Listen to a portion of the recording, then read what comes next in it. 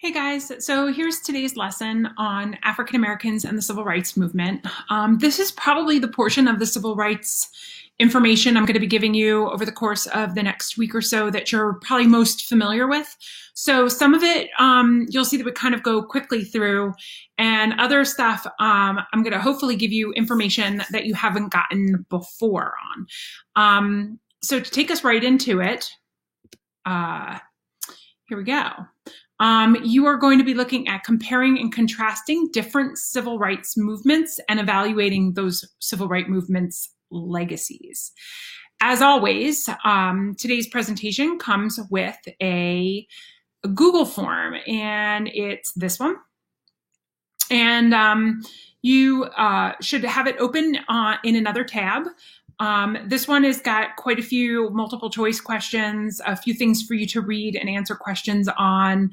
But most of the answers that you've got are going to be embedded in today's presentation. Okay, so I'm going to try and embed this video into the Google form so that those of you who are working on a device like a phone, if you haven't gotten your hands on a laptop or a Chromebook, let me turn that thing off. So that you'll be able to watch the video in the form and hit pause and then scroll down, answer the question, scroll back up, start the video. And hopefully that'll work. And if it does work really well for you, let me know, because if that's the easier way to do it, to embed the videos in the form, I'll just go ahead. All right.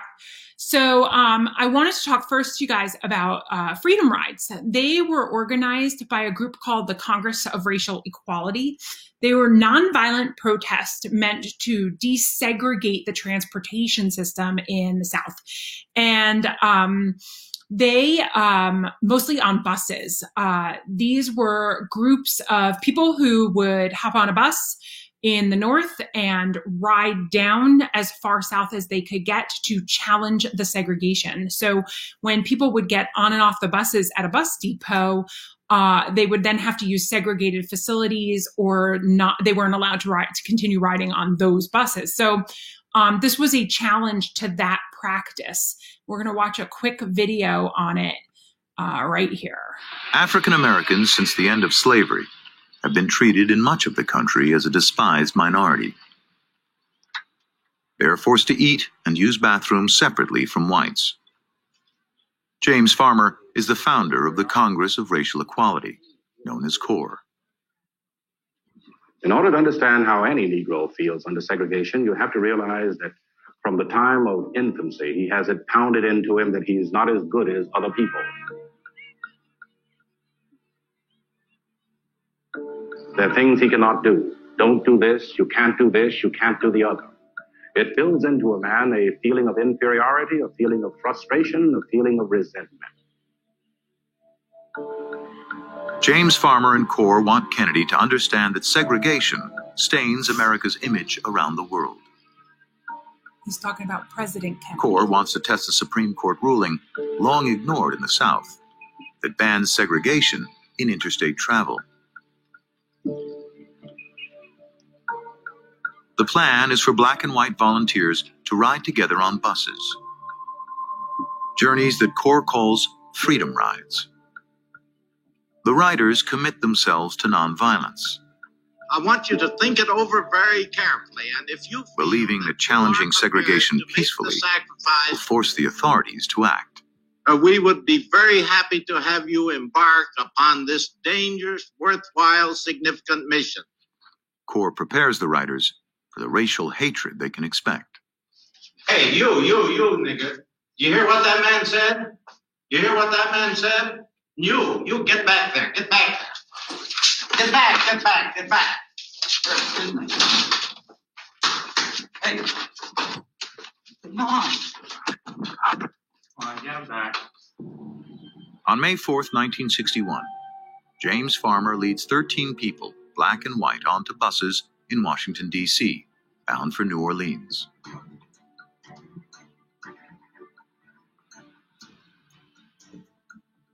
Ten days later, the bus enters Alabama, home to the largest KKK organization in America.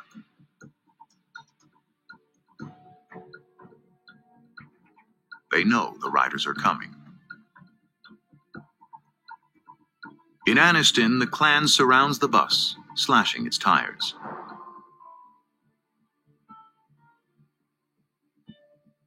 Photographer Joe Postiglione captures these images.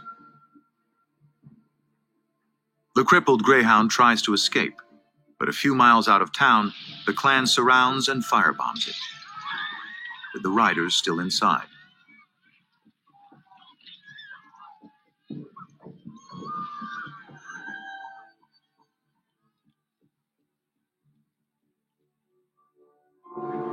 The Freedom Riders do escape the bus, only to be beaten by the Klan. Joe's photos bring the Freedom Rides to international attention.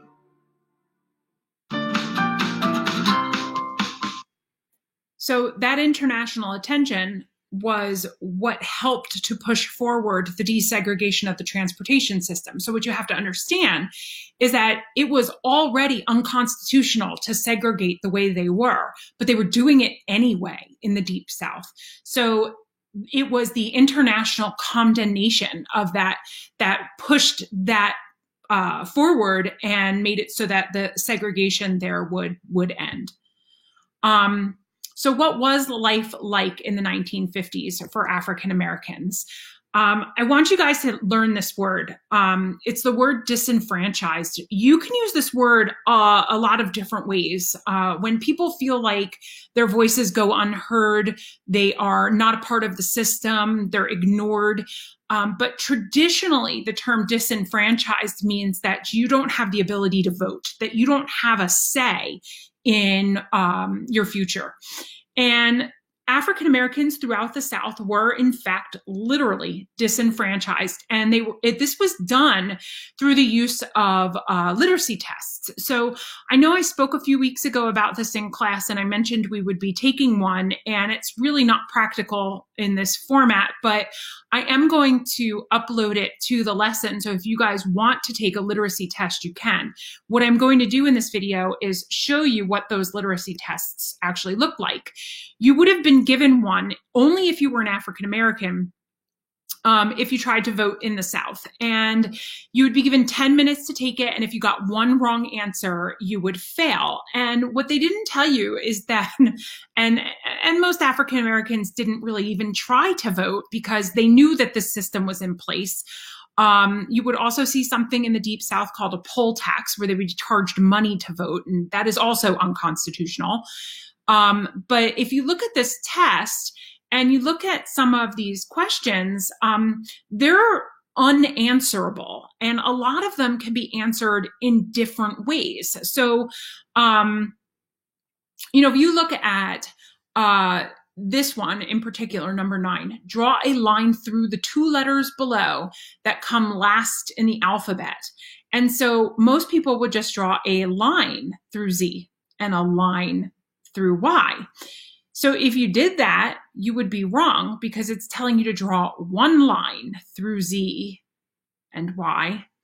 And so do you see how if you actually did it correctly like this, the person looking at it was a white person who didn't want that African American to vote, they could look at this answer, even though it's right, and say, no, it's wrong. It's supposed to be a line through each of those letters. Or they could, if the person did that, they could look at it and say, nope, this is the right answer. So it's almost like every question in the literacy test had 2 possible answers. So it was impossible to do well. The Little Rock 9, the Little Rock 9 is a group of African-American high school students who are going to enroll at a formerly all-white Central High School in Little Rock, Arkansas. And they are going to do so to test Brown versus the Board of Education, which was the constitutional case that desegregated schools. It said that separate but equal Plessy v. Ferguson was no longer the rule of the land, that schools had to desegregate. This is a photograph, probably the most famous photograph of that event. This is a young girl. She's a freshman at this age. Her name is Elizabeth Eckeford. She is going to school. And you can look at some of the faces in the background here. Some people are laughing and sneering while others are yelling, and very unpleasant what she's experiencing here. And she was one of the Little Rock Nine. These 9 students, 8 of them were able to carpool together to school that first day. A volunteer picked all of them up, but Elizabeth's house did not have a phone. And so she didn't get the phone call about the carpool. And when she arrived at school, she arrived by herself, faced with this angry mob. The National Guard was eventually called in to escort the students to school. And the governor there ended up closing schools for a full year to give the citizens a chance to vote for or against integration. And they voted against it.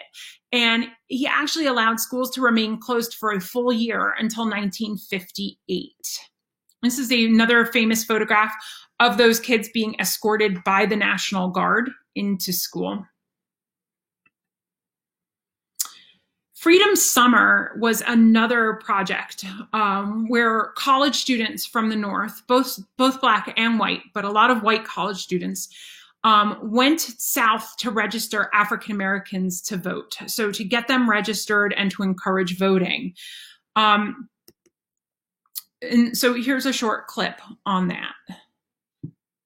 Dear people who haven't had a Big Mac, and of course, we got to watch a burger commercial. Consider this. I don't know about you guys, but I haven't had a Big Mac. Today's your day for a really Big long Mac. time. Now available in 3 sizes. Oh, thank God. Ba-da-ba-ba-ba. Really? In our Sunday Spotlight, an unlikely alliance that made history. Idealistic white volunteers from the North teaming up with courageous blacks in the South to take on the Jim Crow culture 50 years ago this summer. They called it Freedom Summer, the title of a new documentary on PBS, and Martha Raddatz spoke with the filmmaker Stanley Nelson.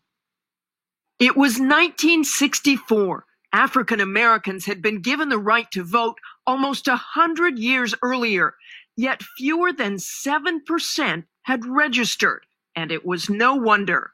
You'd be fired from your job if you even tried to go down and register to vote. If you had a loan, any kind of loan, they would cut your loan. They would publish your name in the paper. Then there was something called the registrar who would then make you take a test. And inevitably, if you're African American, you fail. You didn't write anything in there. You didn't pass. Stanley Nelson's new film is a deep and at times unsettling look at the brave women and men who fought for voting rights just 50 years ago. You have your certificate showing that you are a registered voter. Civil rights organizers in Mississippi had been fighting an uphill battle to register African Americans. We must be stronger than the enemy. They needed help from outside the state and looked north. They invited 700 volunteers, mainly white college students. Students who had no idea what they would be getting into. One of the things that surprised me is there was tension. Part of the frustration with the organizers was trying to say, this is what it's going to be like down there. They could see that the kids didn't really understand it. You're going to wind up in jail. I suggest we be a little more serious about this thing. But that would quickly and tragically change. They went missing on the first day of Freedom Summer, the very first day. On June 21st, 1964, 3 young activists, Andrew Goodman and Michael Schwerner from New York and James Chaney from Mississippi, vanished. The people who understood Mississippi knew that they were never going to be found alive. The bodies not discovered for 6 months. Those murders dramatized in the movie Mississippi Burning. It put this kind of, shadow over the whole summer. For his film, Nelson shares the real-life stories of the once young freedom fighters who lived in fear every day. They put this noose over my head, and it's attached to a long rope. They jumped back into the car, and I just saw myself being dragged to death. It wasn't just intimidation. They were killing people. One of the terms that people always use for what was happening in Mississippi was terrorism. That, they were being terrorized. After Freedom Summer, after those murders, President Lyndon Johnson signed the Voting Rights Act, which banned discrimination in voter registration. Last year, a sharply divided Supreme Court struck down a key part of the law, citing racial progress since Freedom Summer. But have we gone far enough? I think it's really important that we understand the struggle that we had to go through to get people the right to vote, and that probably that struggle isn't over. For this week, Martha Raddatz, ABC News, Park City, Utah. So a couple things before we move on to Martin Luther King. One, Mississippi Burning is an excellent movie. It's won a lot of awards. It did win a lot of awards when it came out, but it is a challenging movie to watch. So you could add it to your historical watch list if you want. It's quite good. The Voting Rights Act is in large part a result of Freedom Summer, and it did eliminate the literacy tests and the poll taxes that the Jim Crow South was using to keep African Americans disenfranchised. So it was a very, very important step. And I don't want you guys to think that the struggle for voting rights in this country is over. It's not, but it has improved dramatically since the 1960s. Issues today regarding voting are very complicated, and maybe I'll put some stuff in the comments about those. Martin Luther King. I hope I don't have to spend much time talking to you guys about Martin Luther King at this point in your educational careers, but he was a Baptist minister, believed in civil disobedience, and then was assassinated in April of 1968. This is a photograph I wanted to show you guys of a sit-in, and I show this because people think, oh yeah, people went and sat at a lunch counter and ate to desegregate it. And in fact, they didn't eat. They were never served. They were beaten. They had food poured all over them. They were jeered at, hit. This guy's pouring something all over her. And a lot of times these sit-ins would attract crowds and would become very dangerous for the people doing them. So participating in one was not simply like, hey, we're going to go to lunch and eat in the wrong section of the restaurant. It was much, much more serious than that. Again, a photo of Martin Luther King. This was taken on the day he gave his I Have a Dream speech. And this is a photo taken just a few moments before his assassination. Just point out that this is the Reverend Jesse Jackson, who's another famous civil rights leader. And then this is the photo taken just a few moments later after he is shot. You can see he is laying here on the ground, and everyone with him is pointing up at the direction from where the shots were fired. What did I just do? All right, here we go. Clicked on the photo. Here we go. Malcolm X. Oh, goodness, guys, I'm losing control. Malcolm X, interesting guy. He is not to be confused. Don't confuse him by calling him the opposite of Martin Luther King. He was not. There was a part of his life that he spent in jail. He, in jail, joined a group called the Nation of Islam. He very much wanted economic equality. He felt that equality was not possible with blacks and whites living together. He believed in black separatism and black pride. But he also, for the first part of his career as an activist, believed and endorsed the use of violence. He felt that if violence was used on you, you could return in kind. But notice I put this little asterisk here because he is going to go on an Islamic pilgrimage, what's called a Hajj, to the city of Mecca in Saudi Arabia. And while he's there, he's going to change his mind about separatism and the use of violence. And what is going to change his mind is that when he goes there, he's going to see enormous number of people on this journey together that are not Black. And in fact, a great group of people who all look different. And he's going to start to realize that maybe he was not quite right about that need to be separate. And when he returns to the United States, he's going to start speaking out against some of the beliefs of the Nation of Islam. And in 1965, he will also be assassinated by members of the Nation of Islam who disagree with his message. If you're not sure what Malcolm X looks like, there he is. And if you are looking for another movie to add to your historical playlist or watch list, Malcolm X, starring Denzel Washington, is a great movie. Denzel Washington does an amazing job. The Black Power movement is going to encourage African-American pride and political and social leadership. Their leader is Stokely Carmichael. They sometimes do become violent, but the most famous display of Black Power is going to come in the 1968 Olympic Games in Mexico, when two track and field runners, a guy named Smith and Carlos, are going to appear on the podium and protest. And they do this by wearing, I'm going to highlight here for you a little bit. They each have black gloves on their fists. You may notice one of them has it on his right and one has it on his left. That's because they only had one pair of black gloves. They really hadn't planned this out to the extent that they both brought their own set. So that's why they're wearing them on different hands.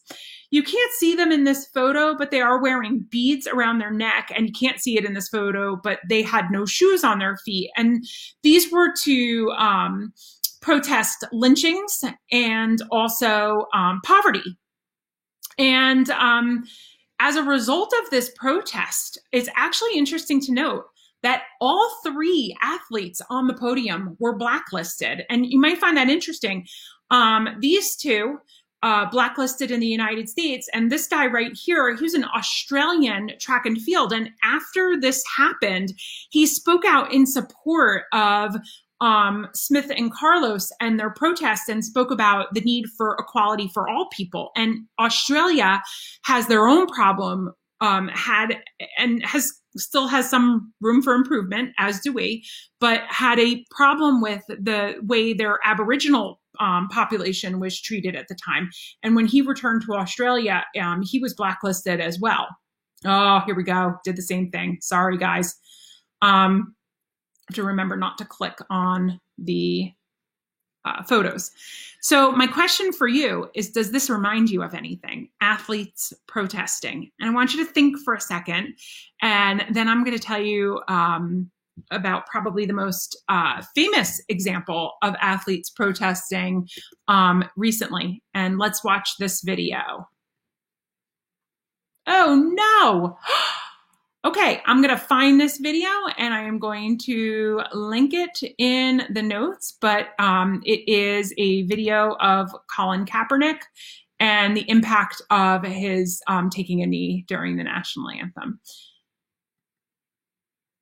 The Black Panthers were founded in 1966 in Oakland, California by Huey Newton and Bobby Seale. They're not the same Black Panther as the Marvel comics.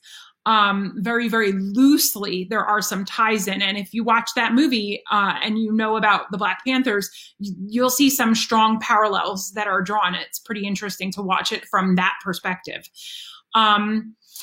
Their goal was to fight police brutality in the ghettos of Oakland, California, and they advocated for self-sufficiency, full employment, decent housing. They believed that no African Americans should fight in the military, and this comes after the Vietnam era, where African Americans served at a much higher rate and thus died at a much higher rate in the Vietnam War. The positives, they set up daycare centers, free breakfast, medical clinics, and they did a lot to help the homeless in Oakland, California. And they sort of had a military uniform. And you'll notice in this photo, they're both wearing leather jackets. They're both wearing black berets. And the man on the right is holding a large gun. And so my question for you is that even though they're doing all of this positive stuff and the things that they're advocating are really not violent, many people were threatened by them. And this is why, because of the way that they dressed and behaved. So after you finish watching all of this, you are going to go into the Google form that I've posted and answer the questions. Okay. So there's a number of questions in there. The last question is I'm going to ask you why you think white Americans were so threatened by the Black Panthers. So these are the questions that you're going to want to answer. When you finish answering them, I just want to point something out. With yesterday's activity, when you guys completed this, you have to hit submit. And then I believe you have to go back to the assignment and hit turn in, okay? I was able to see your responses yesterday in the form, but a lot of you in classroom looked like you hadn't turned in your work. And so I had to dig a little deeper. It's fine. But if you hit turn in, it's going to solve some problems, especially if your parents are in Google Classroom watching the work that you're doing as a guardian. All right, guys, have a great night. Talk to you soon.